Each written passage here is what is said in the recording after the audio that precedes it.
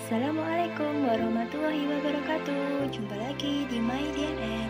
Masih di video pembelajaran ya. Jangan lupa untuk like, komen, juga subscribe ya, serta share ya. Terima kasih. Pernahkah kamu merasa lapar ketika kamu belajar di sekolah? Saat kamu lapar, apa yang akan kamu lakukan ketika bel istirahat berbunyi? Ya, mungkin kamu akan pergi ke kantin dan membeli makanan untuk kamu makan sehingga rasa laparmu hilang. Setelah itu, kamu siap mengikuti pelajaran lagi. Menurutmu, mengapa kita butuh makan? Apa sebenarnya yang dikandung dalam makanan sehingga setelah memakannya kita dapat melakukan berbagai aktivitas? Nah, oleh karena itu, makanan yang kita makan akan melalui proses dalam pencernaan, yang dikenal dengan sistem pencernaan pada manusia. Sebelum kita mempelajari ke sistem pencernaan pada manusia, maka kita akan mempelajari bagaimana nutrisi pada makanan, agar kita tahu bagaimana makanan-makanan tersebut dicerna dalam tubuh kita, serta apa saja makanan yang baik untuk tubuh kita. Makanan merupakan sumber energi utama bagi makhluk hidup. Tanpa makanan yang masuk ke dalam tubuh, manusia dapat mati karena tidak punya energi untuk bertahan hidup. Dengan adanya energi setelah kita makan, kita dapat melakukan berbagai aktivitas. Tahukah kamu bahwa nutrisi pada makanan berperan dalam memberikan energi dan bahan untuk perkembangan, pertumbuhan, serta perbaikan sel tubuh? Oleh karena itu, memilih makanan dengan kandungan nutrisi yang tepat sangat penting untuk kamu ketahui. Jika di hadapan kita terdapat berbagai jenis makanan, misalnya keripik kentang, dan sepiring nasi beserta sayur dan lauknya, mana yang akan kalian pilih? Ya, tentunya sepiring nasi memiliki nutrisi yang jauh lebih banyak daripada keripik kentang, serta kebutuhan energi yang kita dapatkan jauh lebih banyak, sehingga kita dapat melakukan aktivitas lebih maksimal, karena kita sudah merasa kenyang. Setiap jenis makanan memiliki kebutuhan energi yang berbeda-beda.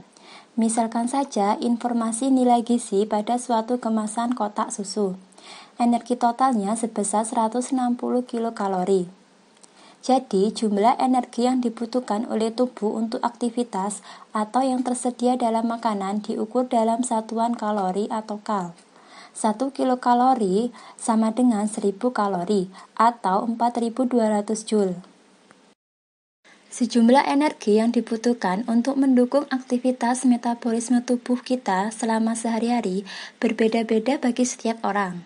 Beberapa faktor yang mempengaruhi kebutuhan energi seseorang diantaranya adalah usia, jenis kelamin, serta aktivitas yang kita lakukan. Sebagai contoh, kamu akan cenderung lebih cepat lapar ketika selesai melakukan olahraga dibandingkan jika hanya duduk atau beristirahat. Hal itu dapat terjadi karena pada saat olahraga, kalori yang dibutuhkan tubuhmu lebih banyak, sehingga pembakaran energi dari makanan yang kamu makan juga lebih cepat dibandingkan jika hanya duduk dan beristirahat. Dan berikut ini tabel kebutuhan energi sehari-hari pada setiap jenis kelamin. Berdasarkan tabel tersebut, jenis kelamin laki-laki memiliki kebutuhan energi yang lebih besar daripada perempuan. Dan semakin berat aktivitas seseorang, maka kebutuhan energi yang dibutuhkan juga jauh lebih besar. Selanjutnya, keseimbangan energi. Keseimbangan energi dapat terjadi ketika kalori yang masuk dalam tubuh melalui makanan sama dengan kalori yang dikeluarkan melalui metabolisme tubuh dan aktivitas otot. Keseimbangan energi ada dua macam, yaitu keseimbangan energi positif dan keseimbangan energi negatif. Untuk keseimbangan energi positif merupakan kalori yang masuk melebihi kalori yang dikeluarkan. Artinya, jaringan tubuh akan menyimpan kelebihan nutrisi, sehingga terjadi kenaikan berat badan. Kenaikan berat badan dapat terjadi jika sekitar 3.500 kilokalori disimpan dalam bentuk lemak pada jaringan tubuh. Sebaliknya, keseimbangan energi positif merupakan kalori yang dikeluarkan melebihi kalori yang masuk.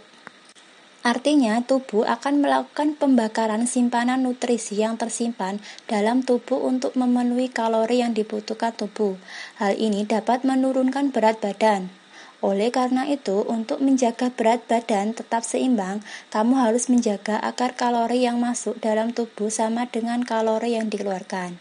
Jadi, kita makan juga aktivitas juga ya, agar keseimbangan energi yang kita dapatkan dapat terjadi secara ideal dan tetap sehat. Makanan yang kita konsumsi seharusnya tidak hanya sekedar mengenyangkan, tetapi harus mengandung nutrisi atau gizi. Nutrisi atau gizi adalah zat yang dibutuhkan makhluk hidup sebagai sumber energi, mempertahankan kesehatan, pertumbuhan, dan untuk berlangsungnya fungsi normal pada setiap jaringan dan organ tubuh. Sebenarnya, makanan yang kita konsumsi sehari-hari harus mengandung 6 jenis nutrisi, yaitu karbohidrat, lemak, protein, vitamin, mineral, dan air. Untuk karbohidrat, lemak, dan protein dibutuhkan dalam jumlah yang banyak, yang dikenal dengan nutrisi makro. Sedangkan vitamin dan mineral dibutuhkan tubuh dalam jumlah yang sedikit, yang dikenal dengan nutrisi mikro. Penjelasan pertama mengenai karbohidrat. Karbohidrat adalah sumber utama energi bagi tubuh. 1 gram karbohidrat menghasilkan 4,1 kilokalori. Terdapat 3 jenis karbohidrat, yaitu gula, pati, dan serat. Gula disebut karbohidrat sederhana. Contohnya yaitu buah-buahan, madu, dan susu. 2 jenis karbohidrat lainnya yaitu pati dan serat disebut karbohidrat kompleks. Pati ditemukan dalam umbi-umbian seperti kentang dan makanan yang terbuat dari biji-bijian. Sedangkan serat seperti selulosa ditemukan di dinding sel tumbuhan.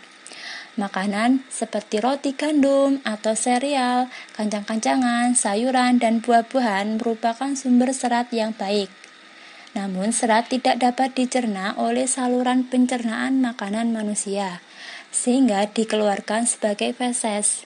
Dengan demikian, serat bukan merupakan sumber energi bagi tubuh manusia. Mengonsumsi karbohidrat terlalu berlebihan dapat menyebabkan penyakit gula atau diabetes. Untuk mengetahui kadar gula darah dalam tubuh, kita dapat menggunakan alat pengukur kadar gula dalam darah. Kadar gula darah normal berkisar antara 60-100 mg per dl saat dalam kondisi tidak makan. Jika setelah makan, kadar maksimal kurang dari 140 mg per dl. Penjelasan selanjutnya tentang lemak. Lemak atau lipid diperlukan tubuh karena menyediakan energi sebesar 9,3 kilokalori per gram. Lemak sebagai penyedia energi terbesar dapat melarutkan vitamin A, D, E, dan K, serta menyediakan asam lemak esensial bagi tubuh. Selama proses pencernaan, lemak dipecah menjadi molekul yang lebih kecil, yaitu asam lemak dan gliserol. Dengan demikian, lemak merupakan unit penyimpanan yang baik untuk energi. Kelebihan energi dari makanan yang kita makan akan diubah menjadi lemak dan disimpan untuk digunakan di lain waktu. Berdasarkan struktur kimianya, lemak dibedakan menjadi 2, yaitu lemak jenuh dan lemak tak jenuh. Lemak tak jenuh biasanya bersifat cair pada suhu kamar, misalnya minyak nabati serta lemak yang ditemukan dalam biji. Sedangkan lemak jenuh biasanya padat pada suhu kamar, ditemukan dalam daging, susu, keju, minyak kelapa, dan minyak kelapa sawit. Selanjutnya protein. Protein dibutuhkan sebagai penghasil energi, untuk pertumbuhan, mengganti sel-sel tubuh yang rusak, pembuat enzim dan hormon, serta pembentuk antibodi atau sistem kekebalan tubuh.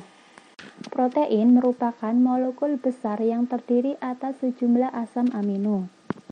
Protein yang kita makan dapat berasal dari hewan atau disebut dengan protein hewani, dan dari tumbuhan atau disebut dengan protein nabati.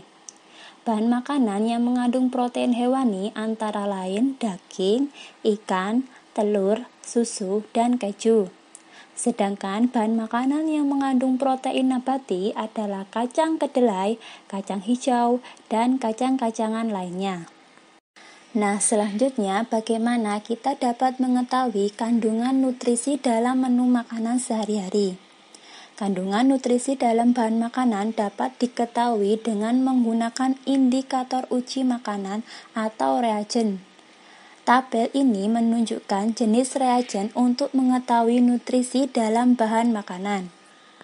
Misalkan saja untuk menguji kandungan amilum, maka reagen yang dibutuhkan yaitu lugol atau kalium iodida, sehingga dihasilkan indikator positif larutan berwarna biru tua.